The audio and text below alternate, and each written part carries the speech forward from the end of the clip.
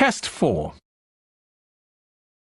You will hear a number of different recordings, and you will have to answer questions on what you hear. There will be time for you to read the instructions and questions, and you will have a chance to check your work. All the recordings will be played once only. The test is in 4 sections. At the end of the test, you will be given 10 minutes to transfer your answers to an answer sheet. Now turn to Section 1.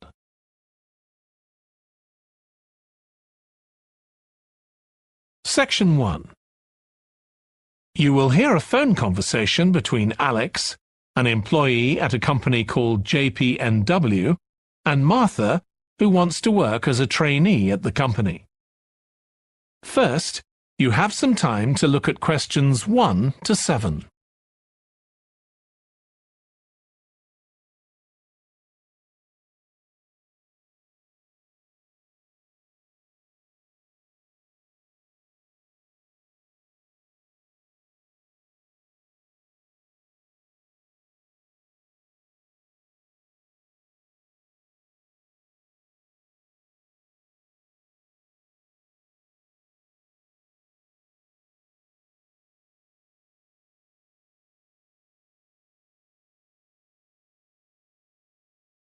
You will see that there is an example that has been done for you.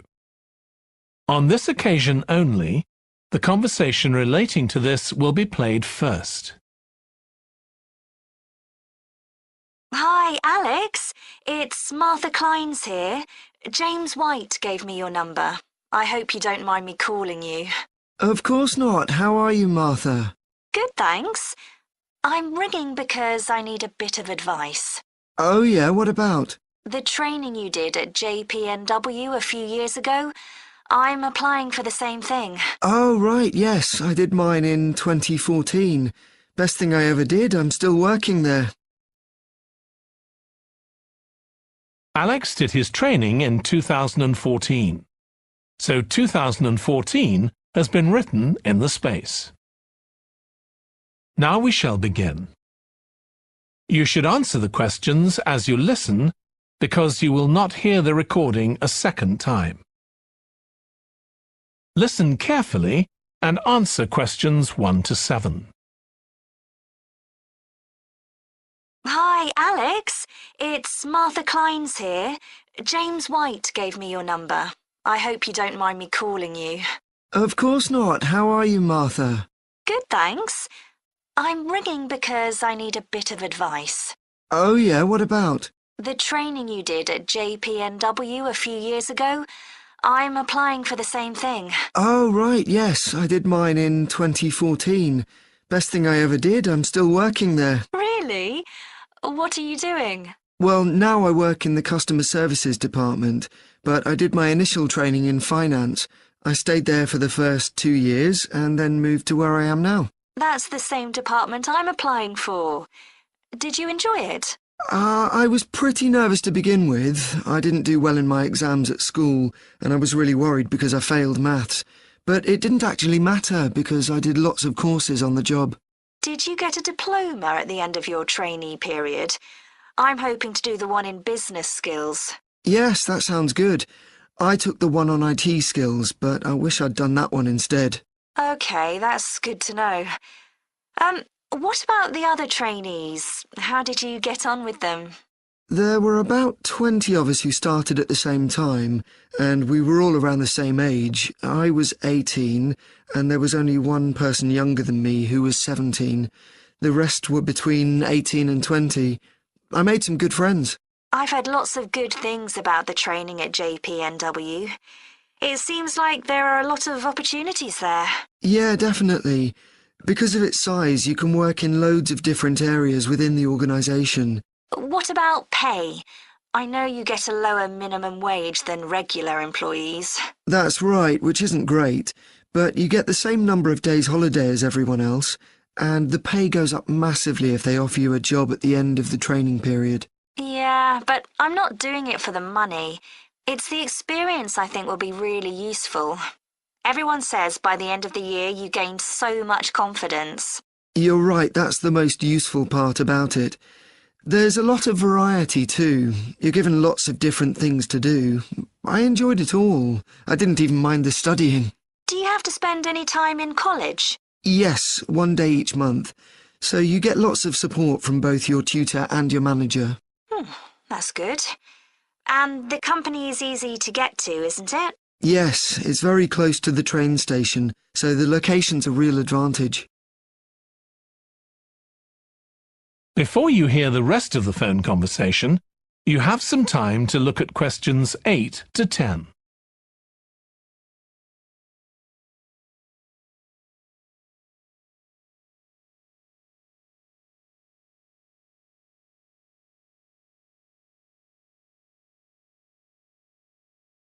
Now listen and answer questions 8 to 10. Have you got a date for your interview yet? Yes, it's on the 23rd of this month. So long as you're well prepared, there's nothing to worry about. Everyone's very friendly. I am not sure what I should wear. What do you think? Nothing too casual, like jeans, for example. If you've got a nice jacket, wear that with a skirt or trousers. Okay, thanks. Any other tips? Well, I know it's really obvious, but arrive in plenty of time. They hate people who are late. So make sure you know exactly where you have to get to. And one other useful piece of advice my manager told me before I had the interview for this job is to smile. Even if you feel terrified, it makes people respond better to you. I'll have to practice doing that in the mirror. Yeah, well, good luck. Let me know if you need any more information. Thanks very much. That is the end of section 1. You now have half a minute to check your answers.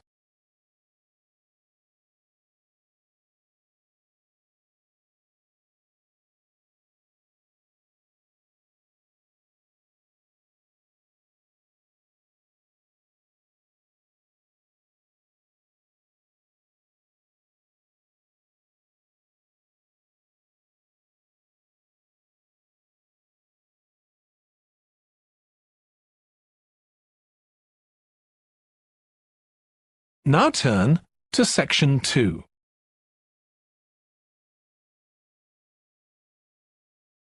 Section 2.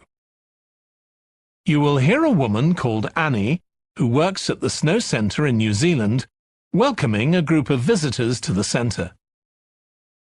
First, you have some time to look at questions 11 to 16.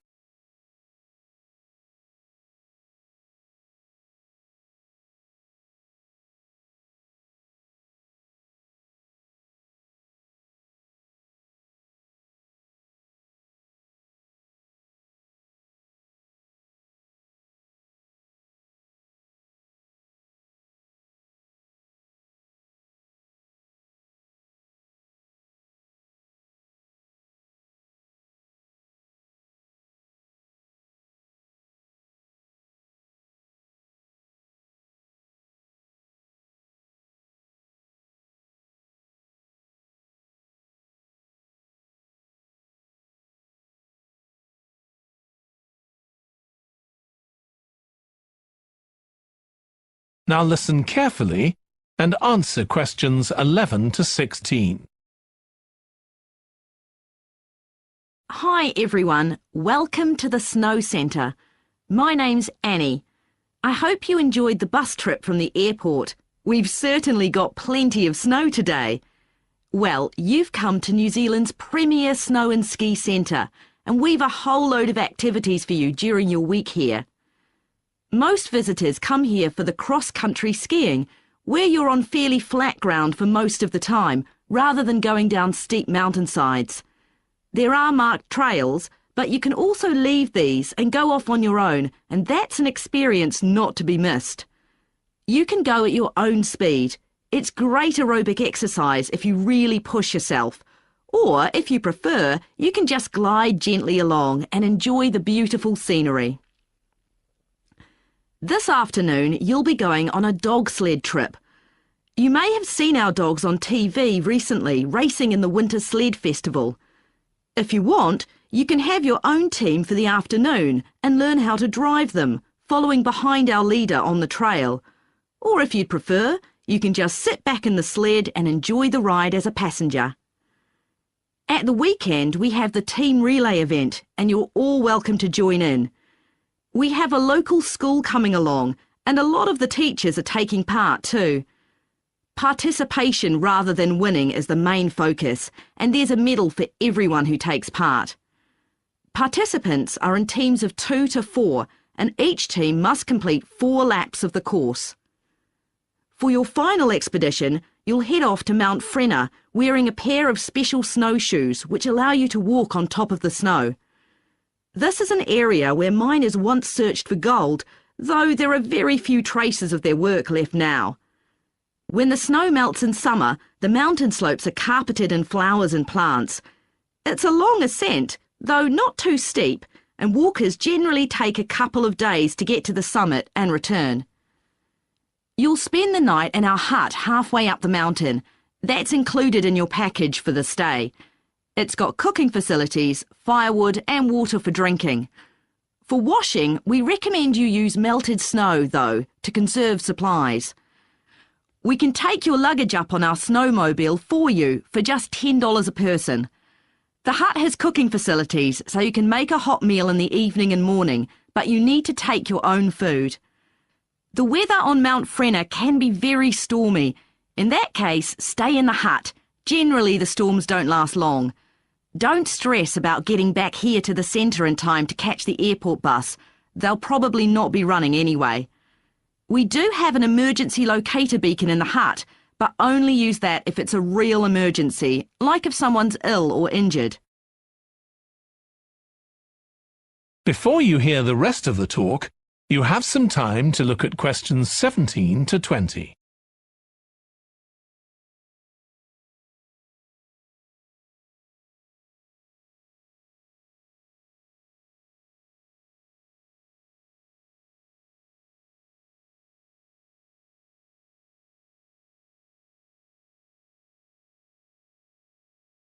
Now listen and answer questions 17 to 20.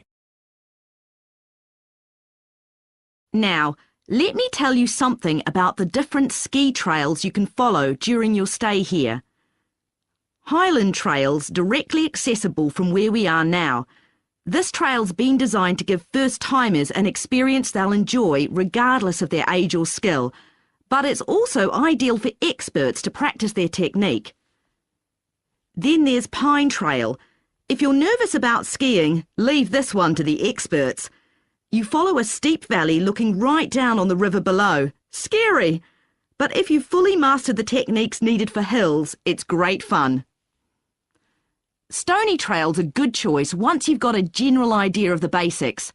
There are 1 or 2 tricky sections, but nothing too challenging. There's a shelter halfway where you can sit and take a break and enjoy the afternoon sunshine. And finally, Losers Trail. This starts off following a gentle river valley, but the last part is quite exposed, so the snow conditions can be challenging. If it's snowing or windy, check with us before you set out to make sure the trail's open that day. Right, so now if you'd like to follow me, we'll get started. That is the end of section 2. You now have half a minute to check your answers.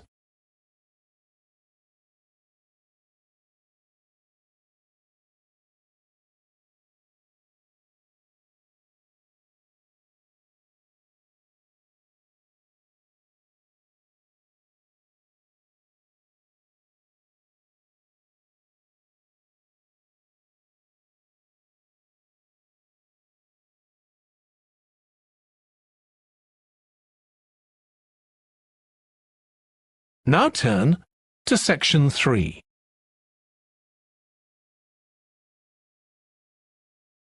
Section 3. You will hear 2 students called Jack and Alice discussing food labels that give information on the nutritional value of foods. First, You have some time to look at questions 21 to 26.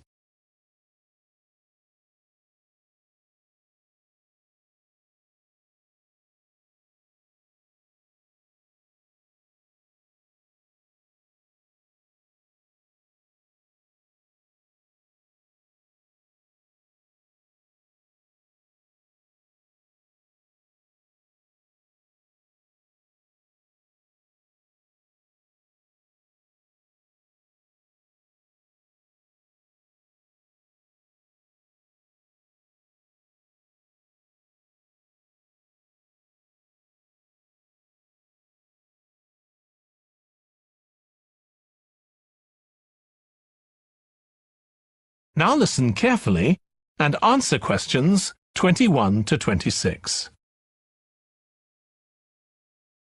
I still got loads to do for our report on nutritional food labels. Me too. What did you learn from doing the project about your own shopping habits? Well, I've always had to check labels for traces of peanuts in everything I eat because of my allergy. But beyond that, I've never really been concerned enough to check how healthy a product is. This project has actually taught me to read the labels much more carefully. I tended to believe claims on packaging like low in fat, but I now realise that the healthy yoghurt I've bought for years is full of sugar and that it's actually quite high in calories. Ready meals are the worst. Comparing the labels on supermarket pizzas was a real eye-opener. Did you have any idea how many calories they contain? I was amazed. Yes, because unless you read the label really carefully, you wouldn't know that the nutritional values given are for half a pizza. When most people eat the whole pizza. Not exactly transparent, is it? Not at all. But I expect it won't stop you from buying pizza. Probably not, no. I thought comparing the different labelling systems used by food manufacturers was interesting. I think the kind of labelling system used makes a big difference. Which one did you prefer? I like the traditional daily value system best, the one which tells you what proportion of your required daily intake of each ingredient the product contains. I'm not sure it's the easiest for people to use, but at least you get the full story. I like to know all the ingredients in a product, not just how much fat, salt and sugar they contain. But it's good supermarkets have been making an effort to provide reliable information for customers. Yes. There just needs to be more consistency between labelling systems used by different supermarkets, in terms of portion sizes, etc. The labels on the different brands of chicken flavour crisps were quite revealing too, weren't they? Yeah. I don't understand how they can get away with calling them chicken flavour when they only contain artificial additives. I know. I'd at least have expected them to contain a small percentage of real chicken. Absolutely. I think having nutritional food labelling has been a good idea, don't you? I think it will change people's behaviour and stop mothers, in particular, buying the wrong things. But didn't that study kind of prove the opposite? People didn't necessarily stop buying unhealthy products. They only said that might be the case. Those findings weren't that conclusive, and it was quite a small-scale study. I think more research has to be done. Yes, I think you're probably right. Before you hear the rest of the discussion, you have some time to look at questions 27 to 30.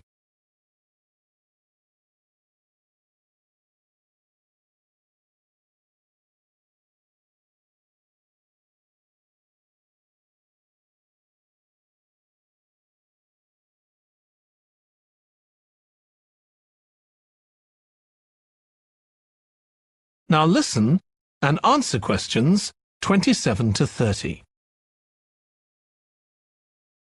What do you think of the traffic light system? I think supermarkets like the idea of having a colour-coded system, red, orange or green, for levels of fat, sugar and salt in a product. But it's not been adopted universally. and not on all products.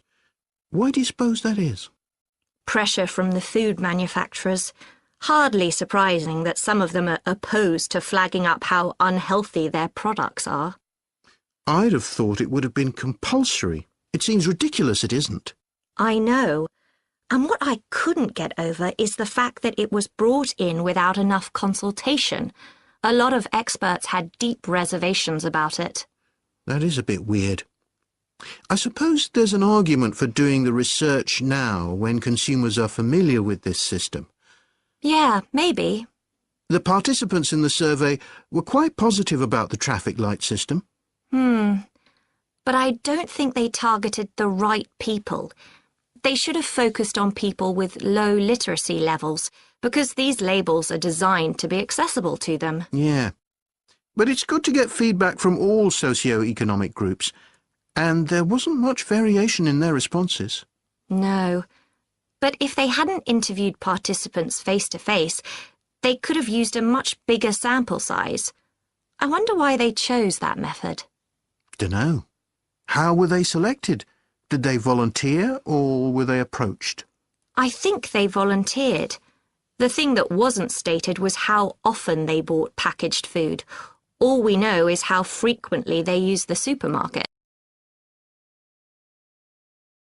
That is the end of section 3. You now have half a minute to check your answers.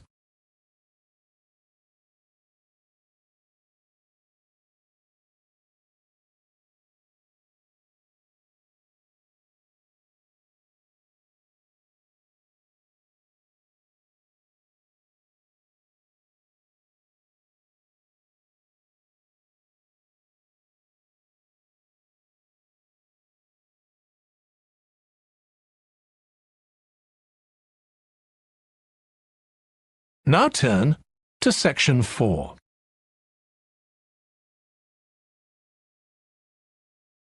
Section 4. You will hear part of a presentation by a history student about the history of coffee. First, you have some time to look at questions 31 to 40.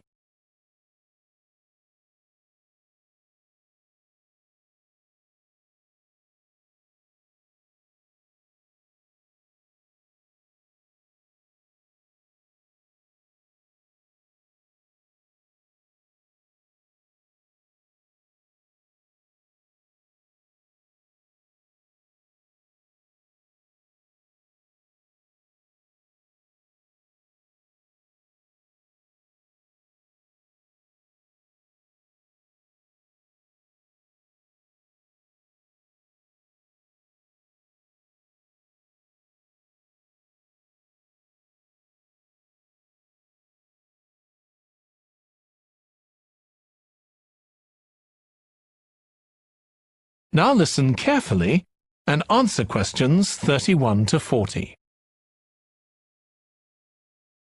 In my presentation, I'm going to talk about coffee and its importance both in economic and social terms. We think it was first drunk in the Arab world, but there's hardly any documentary evidence of it before the 1500s, although of course that doesn't mean that people didn't know about it before then. However, there is evidence that coffee was originally gathered from bushes growing wild in Ethiopia, in the northeast of Africa. In the early 16th century, it was being bought by traders, and gradually its use as a drink spread throughout the Middle East. It's also known that in 1522, in the Turkish city of Constantinople, which was the centre of the Ottoman Empire, the court physician approved its use as a medicine. By the mid-1500s, coffee bushes were being cultivated in the Yemen, and for the next 100 years, this region produced most of the coffee drunk in Africa and the Arab world. What's particularly interesting about coffee is its effect on social life. It was rarely drunk at home, but instead, people went to coffee houses to drink it. These people, usually men, would meet to drink coffee and chat about issues of the day. But at the time, This chance to share ideas and opinions was seen as something that was potentially dangerous. And in 1623, the ruler of Constantinople demanded the destruction of all the coffee houses in the city, although after his death, many new ones opened and coffee consumption continued. In the 17th century, coffee drinking spread to Europe, and here too, coffee shops became places where ordinary people, nearly always men, could meet to exchange ideas. Because of this, some people said that these places performed a similar function to universities. The opportunity they provided for people to meet together outside their own homes and to discuss the topics of the day had an enormous impact on social life, and many social movements and political developments had their origins in coffeehouse discussions.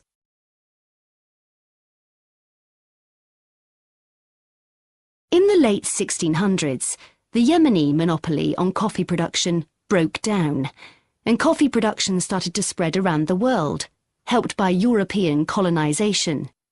Europeans set up coffee plantations in Indonesia and the Caribbean, and production of coffee in the colonies skyrocketed. Different types of coffee were produced in different areas, and it's interesting that the names given to these different types, like Mocha or Java coffee, were often taken from the port they were shipped to Europe from. But if you look at the labour system in the different colonies, there were some significant differences. In Brazil and the various Caribbean colonies, coffee was grown in huge plantations, and the workers there were almost all slaves. But this wasn't the same in all colonies. For example, in Java, which had been colonised by the Dutch, the peasants grew coffee and passed a proportion of this on to the Dutch, so it was used as a means of taxation. But whatever system was used, under the European powers of the 18th century, coffee production was very closely linked to colonisation. Coffee was grown in ever-increasing quantities to satisfy the growing demand from Europe, and it became nearly as important as sugar production, which was grown under very similar conditions. However, coffee prices were not yet low enough for people to drink it regularly at home, so most coffee consumption still took place in public coffee houses, and it still remained something of a luxury item. In Britain, however, a new drink was introduced from China and started to become popular, gradually taking over from coffee, although at first it was so expensive that only the upper classes could afford it. This was tea, and by the late 1700s it was being widely drunk.